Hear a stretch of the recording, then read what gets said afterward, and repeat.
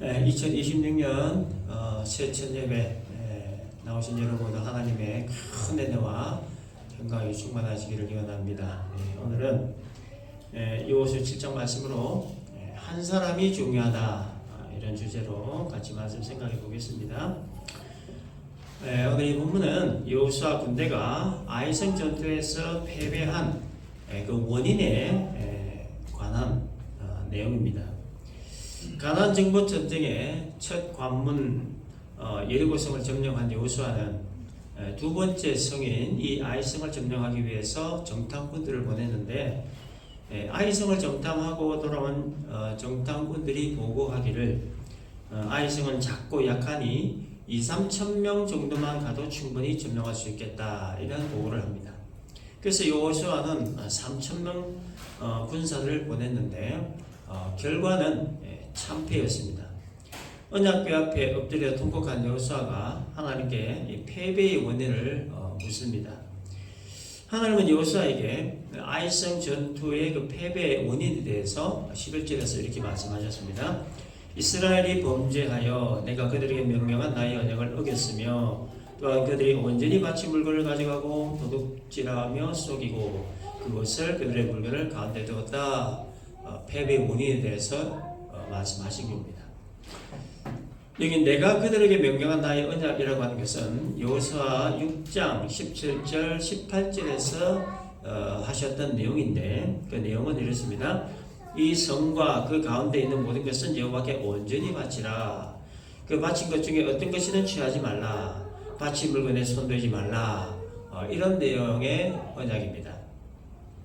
여리고성을 점령한 뒤에 전리품들은 모두 다 하나님의 것이니 어떤 것도 취하지 말고 하나님께 온전히 바치라. 하나님의 것에 손대지 말라. 이런 명령이 있습니다.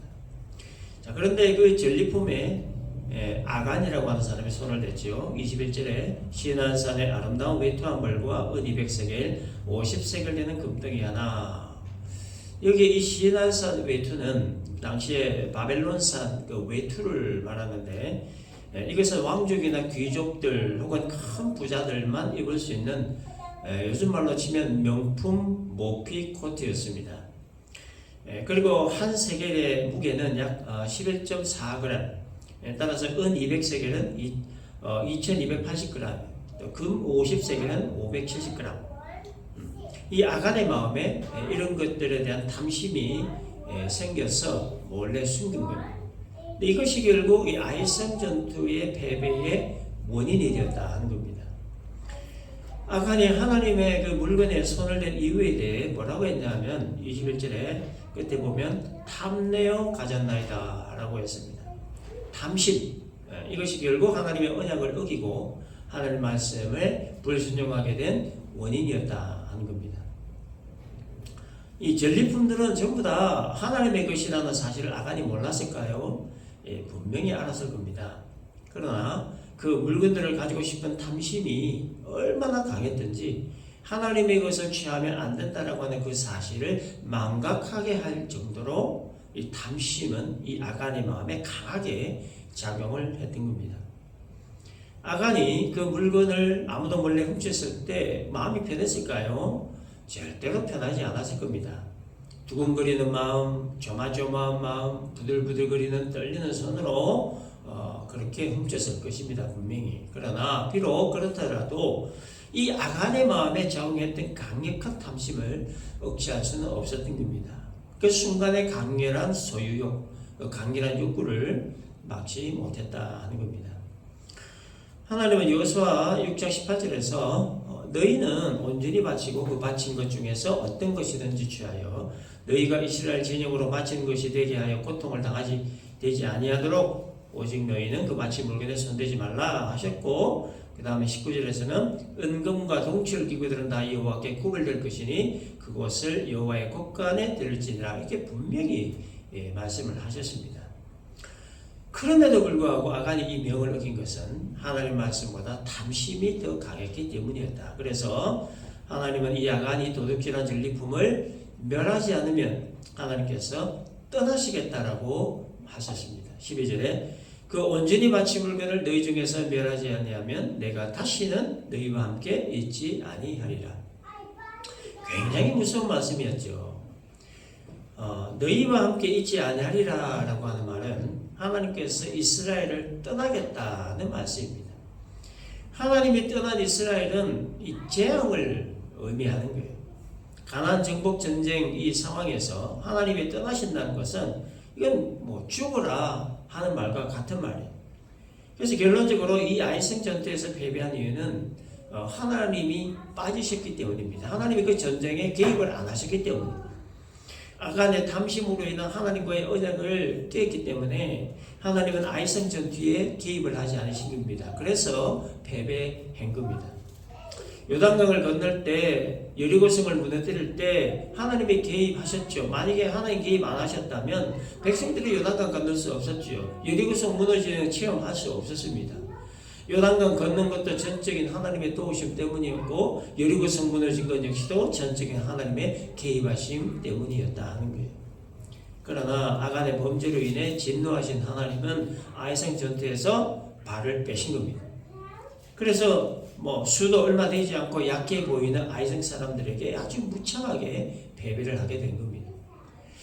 정탐꾼들이 아이성 보았을 때 참 약해 보였지만 그러나 그 약해 보이는 아이성 사람들과의 전쟁에서 쉽게 이길 수 있을 것 같은 전쟁이라도 하나님이 빠지시면 무조건 100% 패배하게 된다 하는 겁니다. 여러분, 사람은 누구나 성공을 소망하고 기대하지요. 또 2026년 한 해 여러분들 새해 소망들이 다 있을 겁니다. 어떤 기대하는 것이 분명히 있을 겁니다. 또 어떤 계획들을 분명히 우리가 세웠을 겁니다. 내가 지금 하고 있는 일, 성공하는 거, 또 앞으로 할 일, 계획 세운 거 잘 되어서 성공하는 거. 그래서 내 인생 정말 성공한 인생 되는 거, 이 모든 사람들이 가지는 강렬한 소망이죠. 자, 세상이 말하는 성공의 개념이 뭘까? 세상의 성공 개념은 내가 목적하는 바를 이루는 거, 이게 성공 개념입니다. 내가 열심히 공부해서 내가 목적한 좋은 대학교 입학을 하고 좋은 직장에 취직하는 거, 이게 일반적인 성공 개념이죠. 좋은 집을 사고 큰 집을 사고 좋은 차를 사고 내 자식들 건강하게 잘 자라주고 또 자식들 공부 잘해주고 이런 것들이 세상에 소위 말하는 세상적 성공 개념이라는 거예요. 그러나 하나님이 말씀하시는 성공의 개념은 좀 다릅니다. 모든 일에 하나님의 개입이 있었느냐? 하나님의 개입 여부로 성공과 실패를 가늠한다는 거예요. 내가 열심히 공부했기 때문에 좋은 대학교를 입학한 것이 아니라 내가 하는 공부에 하나님이 개입하셨기 때문에 입학할 수 있었다는 거. 이게 하나님이 보시는 관점에서의 보는 성공이다 하는 거예요. 내가 열심히 너무 잘했고 내가 아주 명석했기 때문에 좋은 직장에 내가 취직한 것이 아니라 나에게 명석함을 주신 하나님이 계셨기 때문이라는 거, 이게 바로 하나님 관점에서 보는 성공의 개념이다. 그렇기 때문에 우리가 하나님 안에서 성공한 인생이 되기 위해서는 우리의 인생에 하나님이 개입하셔야 합니다. 내가 생각하는 거, 내가 계획한 거, 또 내가 하고 있는 일, 이 모든 일들을 내가 목적한 바대로 이루어지기를 바라는 것이 아니라 이 모든 일들에 하나님이 개입하시기를 바라고 소망하고 기대하는 것, 이게 진정한 의미의 성경적 의미의 성공이다. 우리의 생각에는 한계가 있죠. 또 우리가 세우는 계획에도 한계가 있습니다. 우리는 내일 일이 어떻게 일어날지 아무도 몰라요. 복병을 우리는 아무도 모릅니다. 내가 하는 일에도 내가 알지 못하고 내가 할 수 없는 그 한계가 우리에게는 너무너무 많다는 거예요. 그렇기 때문에 모든 일에 하나님의 개입하심이 있어야 되는 겁니다. 전지전능하신 하나님, 무소부조하신 하나님이 내 생각과 내 계획과 내가 하는 모든 일에 개입하셔야만 비로소 우리가 계획하는 모든 일, 그리고 우리의 인생 자체가 보장받을 수 있다 하는 겁니다. 하나님이 내 인생에 개입하시게 하기 위해서는 하나님의 언약을 잘 지켜야 합니다. 다시 말해서 하나님 말씀 잘 순종해야 된다는 거예요. 하나님 말씀 잘 순종하기 위해서는 첫째, 하나님 말씀 잘 들어야 되고, 두 번째, 하나님 말씀 마음에 잘 새겨서 항상 기억하고 있어야 돼요. 아간이 하나님 말씀을 어기고 전리품을 숨긴 이유는 마음에 있는 그 탐심 때문이었지만 그 탐심을 제어하지 못한 이유가 뭐냐? 하나님 말씀을 들을 때 제대로 듣지 않았었기 때문이고 또 그 말씀을 마음 깊이 새기지 않았었기 때문이고 그 말씀을 기억지 않았기 때문입니다. 전리품들은 나 여호와의 것이니 여호와께 온전히 바치고 바친 물건에 손대지 말라 하시니 하나님 말씀.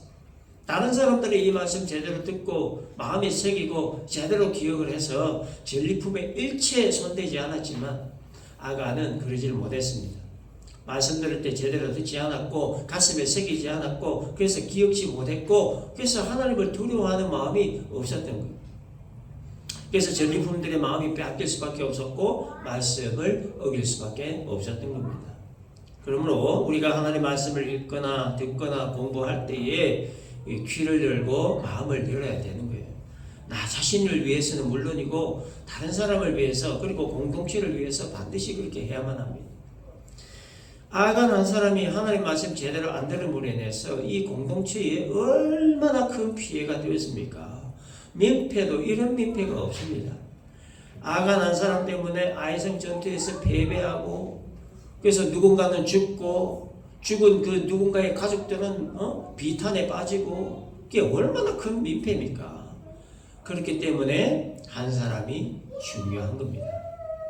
나라고 하는 한 사람이 공동체에 큰 유익을 줄 수도 있고 또 큰 해를 줄 수도 있기 때문이에요. 그래서 우리가 오늘 이 본문을 통해서 생각해 보고자 하는 것 한 세 가지 정도가 있습니다. 첫째는 과신하면 안 되는 거예요. 과신하면.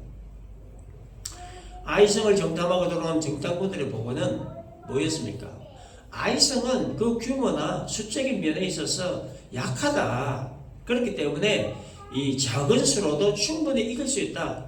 이런 보고였습니다. 이게 바로 과신이라고 하는 거예요. 과신. 근데 이 과신은 어디에서 온 것이냐? 얼마 전 여리고성을 함락시켰다 하는 경험에서 나온 겁니다.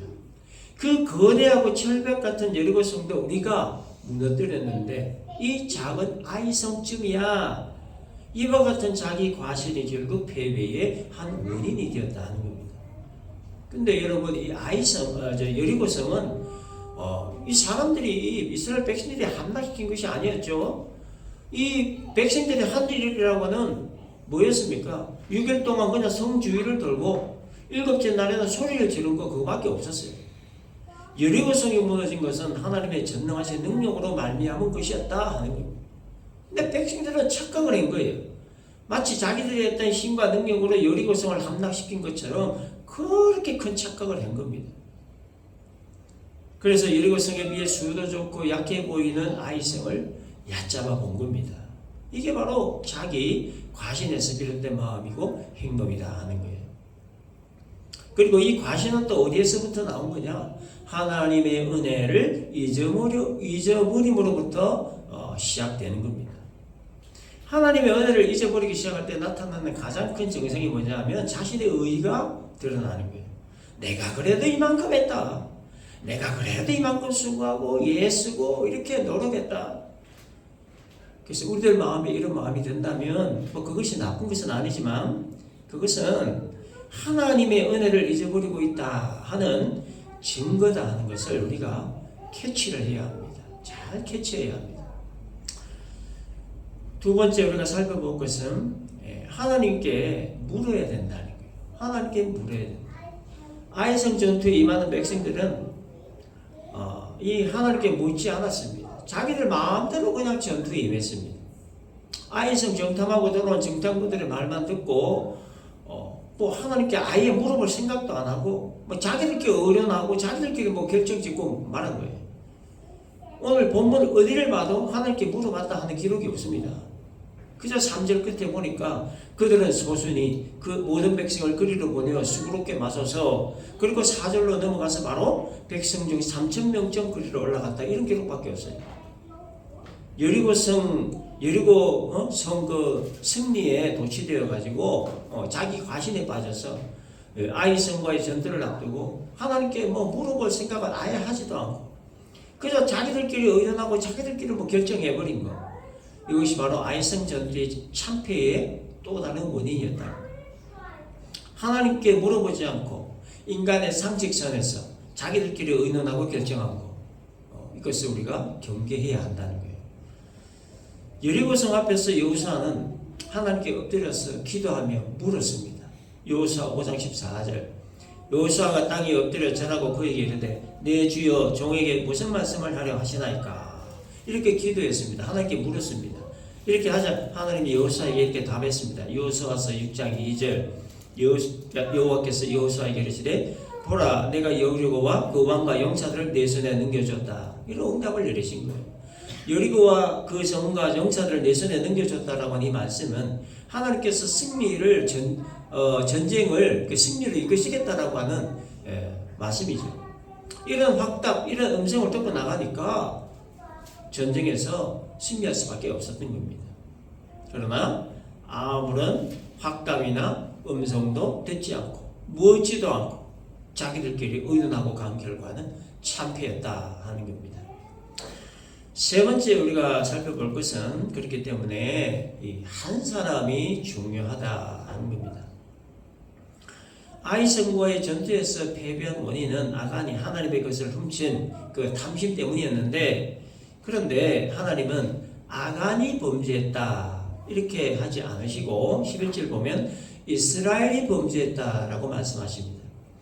하나님은 이 아간이라고 하는 한 개인의 범죄로 보지 않으시고 이스라엘 전체의 범죄로 보셨다는 거예요. 이게 참 중요한 일입니다. 공동체의 가장 큰 특징이 바로 이겁니다. 한 사람의 행동이 교회 공동체, 신앙 공동체 전체에 영향을 미친다 하는 것. 이것을 하나님이 말씀하시는 거예요. 가끔씩 교회를 다니는 한 사람의 그 파렴치한 범죄로 인해서 교회 전체가 욕을 먹는 경우가 있습니다. 그렇죠? 나는 참 잘하고 있는데 그 소수의 사람 때문에, 한두 사람 때문에 나까지 욕을 먹는다 하는 거예요. 그래서 한 사람이 중요하다 하는 겁니다. 나 한 사람으로 인해 교회가 비난받을 수도 있고 하나님의 영광을 가릴 수도 있기 때문입니다. 그러나 반대로 나 한 사람으로 인해 교회가 칭송을 받을 수도 있고 또 하나님의 이름이 영광스럽게 될 수도 있기 때문에, 그래서 나 한 사람이 그래서 중요하다 하는 겁니다. 만일에 우리들 중에 어느 한 분이 바깥에 나가서 덕스럽지 못한 일을 한다면 그 한 분으로 인해서 우리 교회가 욕을 먹는 거예요. 덕스럽지 못한 교회가 되는 거예요. 하나님 영광 가리는 거예요.